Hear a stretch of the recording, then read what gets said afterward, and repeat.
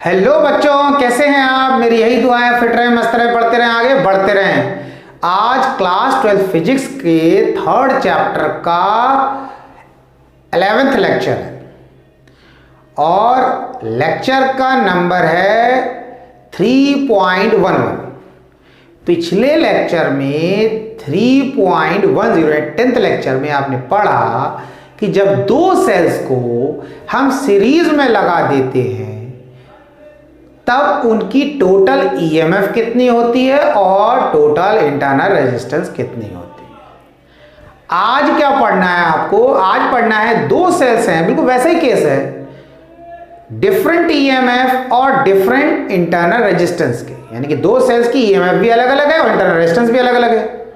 आज उन्हें पैरेलल में कनेक्ट कर दिया है, यानी कि उनको जब पैरेलल में लगा देंगे तो टोटल ईएमएफ कितनी होगी और टोटल इंटरनल रेजिस्टेंस कितनी होगी। तो मैं इसमें एक आपको एक चीज बताऊं, देखो क्या है, आपको याद रखना, ये एक छोटा सा क्वेश्चन भी है और जो कि मैंने पिछले लेक्चर में उस पर काफी फोकस भी किया था, बताया भी था।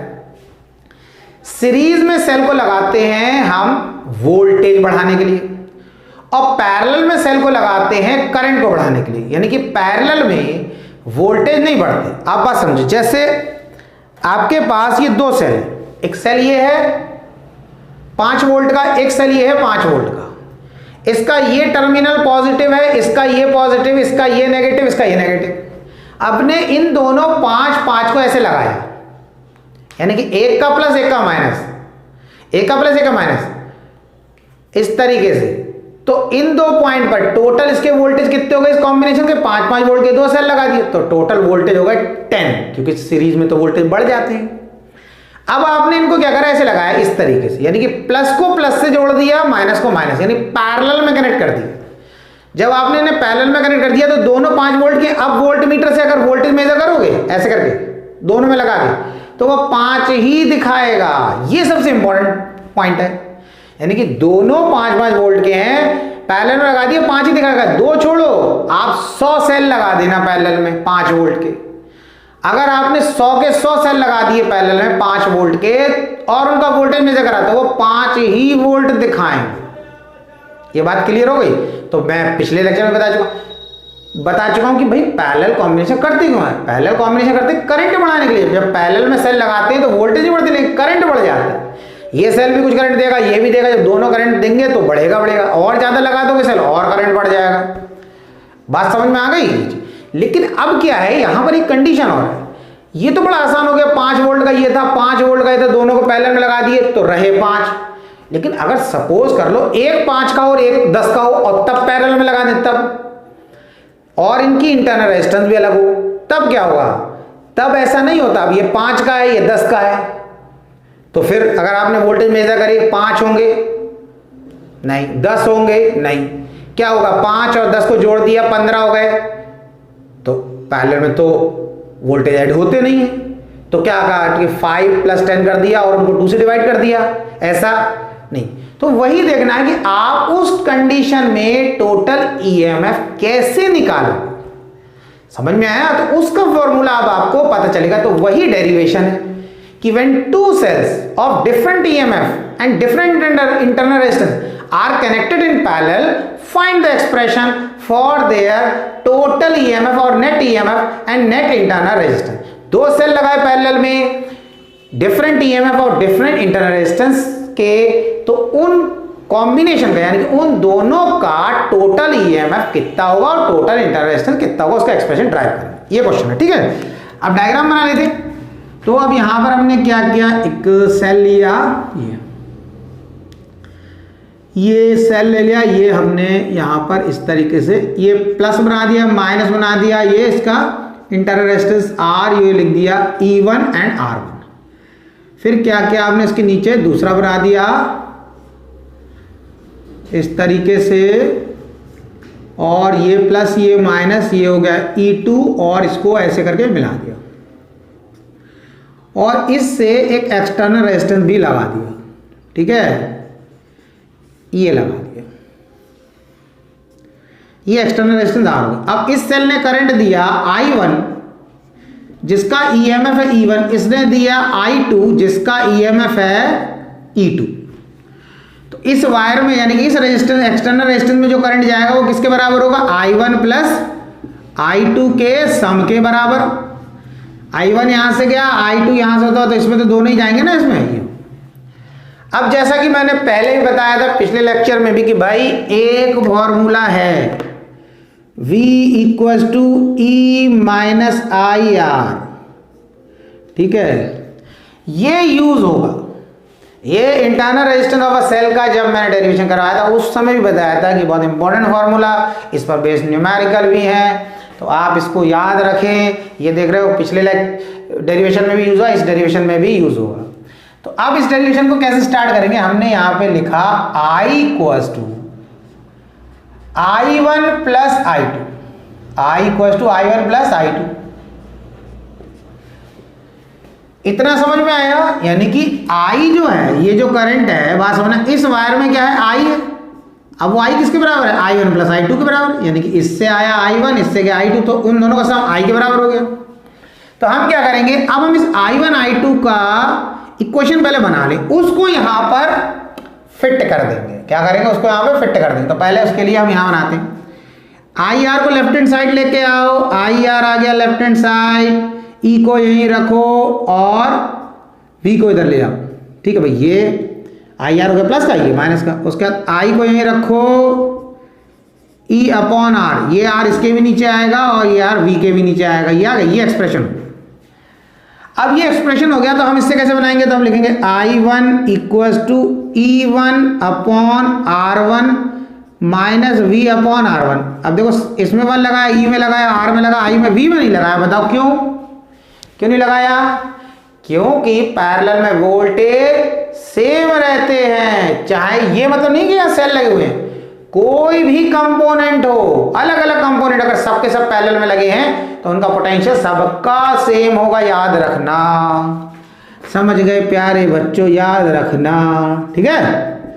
अब ऐसे करके I2 की इक्वेशन बनाएंगे, I2 equals to E2 upon R2 minus V upon R2। ये बन गई हमारी दो इक्वेशन, बस। अब इन्हें उठा के यहां कर दो फिट। समझ में आया नहीं है, बड़ा आसान हो गया हम लोगों के लिए।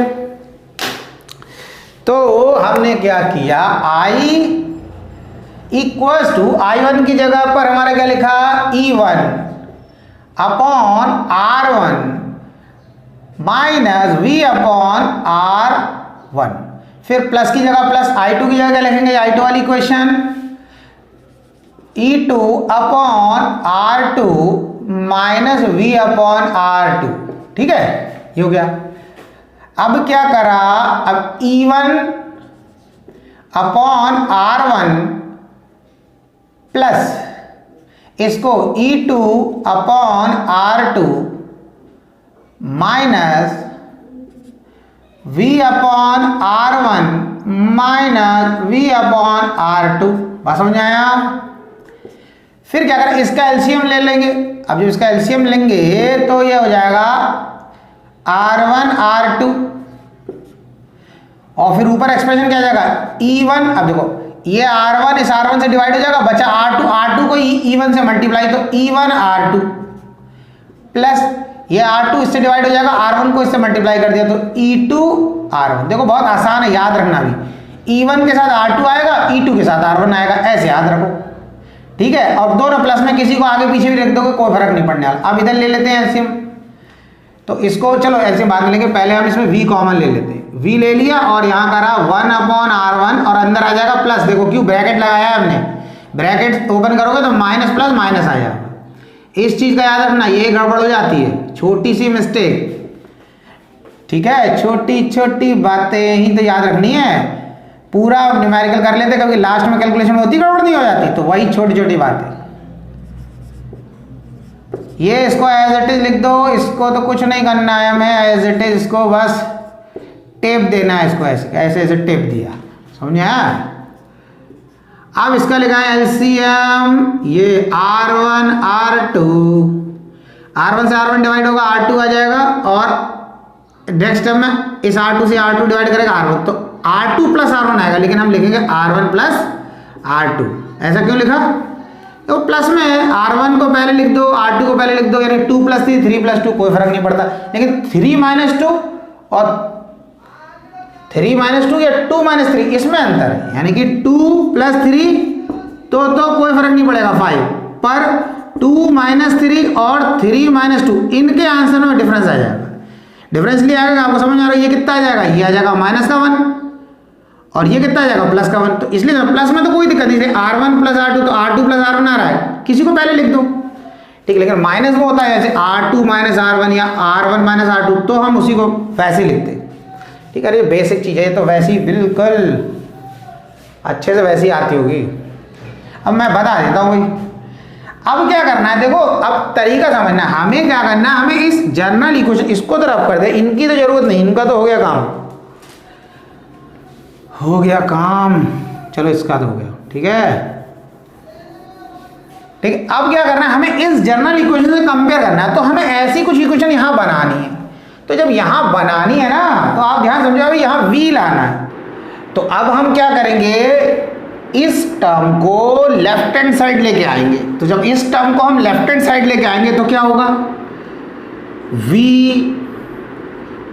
R1 + R2 upon R1 × R2, ये हो गया हमारा, ये माइनस में था, लेफ्ट हैंड साइड आ गया, प्लस में हो गया, इक्वल्स टू, इसको एज इट इज लिख दो, E1 R2 + E2 R1 upon R1 × R2, और ये I जो लेफ्ट में है उसे राइट में ले जाओ, तो यहाँ ये प्लस का है तो उधर आगे माइनस का हो जाएगा। अब आपने देखा कि अगर हमें इस इक्वेशन से कंपेयर करना है, तो यहाँ तो लेफ्ट में v है, पर यहाँ v के साथ इतना टर्म एक्स्ट्रा है, तो हमें इसको क्या करना, हटाना है। तो उसके लिए हम क्या करेंगे, अब आप देखें अगले स्टेप में, बहुत आसान सा है, v लिखा, इसको पूरा लिखता हूं मैं, R1 + R2 upon R1 × R2, ये हो गया। अब अगर मैं इतने ही टर्म से, यानी कि इससे मल्टीप्लाई कर दूं, किससे मल्टीप्लाई कर दूं, R1 R2 और डिवाइडेड बाय R1 + R2, अगर मैं इससे मल्टीप्लाई कर दूं इसको, तो R1 × R2 से ये कैंसिल हो जाएगा, इससे ये कैंसिल हो जाएगा, यानी कि लेफ्ट में v रह जाएगा। तो अब आप ये समझना, ये इक्वल्स टू के लेफ्ट हैंड साइड में आपने इससे मल्टीप्लाई कर दिया, तो ऐसा तो एक तरफ तो कर नहीं सकते, हमें तो क्या करना है, दोनों साइड इससे मल्टीप्लाई करना पड़ेगा, क्योंकि घर में भी आपने देखा, जैसे घर में होता ना, 2 बहन भाई 3 बहन भाई है, एक को कोई चीज नहीं दे सकते, अगर एक के लिए कोई चीज लाए तो फिर क्या हो जाएगा, फिर तो बवाल हो जाएगा घर में। अगर लाना है तो फिर सबके लिए लेके आना है। तो इसीलिए ऐसा ही यहाँ पे मैं से पढ़ा होगा, लेफ्ट हैंड साइड मल्टीप्लाई करा तो राइट हैंड साइड भी करो, लेफ्ट हैंड साइड प्लस करा तो राइट हैंड साइड भी करो, लेफ्ट हैंड साइड डिवाइड करा तो राइट हैंड साइड भी करो, जिससे मल्टीप्लाई करा लेफ्ट हैंड साइड उसी से राइट हैंड साइड करना है। तो इसको तो एज इट इज लिख दो, E2 R1 divided by R1 R2 into, जिससे मल्टीप्लाई कर रहे हैं उससे मैं रेड से लिख दे रहा हूं, थोड़ा आपको क्लियर याद रहेगा, R1 × R2 divided by R1 + R2 minus, और यहां पर हमने क्या करना है, ये I और मल्टीप्लाई में R1 R2 divided by R1 + R2, ठीक है, ये आ गया। अब क्या करो, कैंसिल कर दो, इससे ये हो गया, इससे ये हो गया, इससे ये गया, अब बाकी रब कर देते हैं, ठीक है। इसको बिल्कुल रब कर देते हैं, अब बहुत ही ये शॉर्ट हो जाएगा, आपको समझ में आ रहा होगा कि काफी चीज कट गई है। तो v लेफ्ट में तो आपका v रह गया, और इक्वल्स टू, और राइट में क्या रह गया, E1 R2 plus E2 R1 upon, अब ये तो कट गया, ये बचा R1 + R2 minus I R1 R2 divided by R1 plus R2। ठीक है, ये बचा, इसको भी रब कर दे रहे हैं। अब जब ये बच गया तो इसको हमने इक्वेशन सेकंड ले लिया और इसको इक्वेशन फर्स्ट ले लिया। अब इनको कंपेयर कर लो। देखो v की जगह v इक्वल्स टू प्लेस पे इक्वल्स टू, इस इधर e है, इस e की जगह पर ये पूरा टर्म, तो देयरफॉर e किसके बराबर हो जाएगा, लिख देना statement on comparing equation first and second equals to ये जो e और किसके बराबर है, इसके बराबर। दोनों कंपेयर करके देखो, E1 R2 plus E2 R1 upon R1 plus R2, इतना आ गया। फिर माइनस के प्लेस पर माइनस है, I के प्लेस पर I है, और यहां पर R है और इसमें R की जगह ये पूरा है, तो कंपेयर कर दो, तो स्मॉल r के प्लेस पे क्या हो जाएगा, यानी कि ये r इस r के बराबर। कंपेयर करने पर R1 R2 upon R1 plus R2। तो पैरेलल कॉम्बिनेशन जब होगा दो सेल्स का जो different EMF different internal resistance के हैं, तो उस केस में जो टोटल ईएमएफ होगी वो आप इस फॉर्मूले से फाइंड कर सकते हैं। ये टोटल ईएमएफ या नेट ईएमएफ का एक्सप्रेशन हो गया। ये आपका टोटल ईएमएफ या नेट ईएमएफ का एक्सप्रेशन हो गया, और ये नेट इंटरनल रेजिस्टेंस या total internal resistance of the cell का एक्सप्रेशन हो गया। तो ये दो चीजें आपको क्वेश्चन में बोली जाती हैं निकालने के लिए। एक और चीज मैं बता दूं जो पूछी जा सकती है, वो ये पूछी जा सकती है कि ये जो एक्सटर्नल रेजिस्टेंस R लगी है इसमें कितना करंट फ्लो करेगा, यानी कि इससे I1 आया, इससे I2 आया, तो इसमें कितना गया I, यानी कि I किसके बराबर है, I1 प्लस I2 के बराबर। तो इस I का एक्सप्रेशन लिखना है। तो इस I का एक्सप्रेशन कैसे लिखना, बड़ा आसान है समझना। जनरल फॉर्मूला होता है करंट का, current equals to total EMF, समझना, total EMF divided by total resistance, total resistance of the circuit.